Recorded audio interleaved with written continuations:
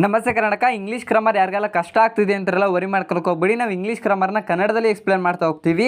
ಈ ವಿಡಿಯೋದಲ್ಲಿ the parts of speech ಅಂದರೆ ನುಡಿ ವೈವಿಧ್ಯತೆ ಅಥವಾ ಪದ ವಿಭಾಗಗಳು. Words in English are classified into 8 categories according to their meanings and functions.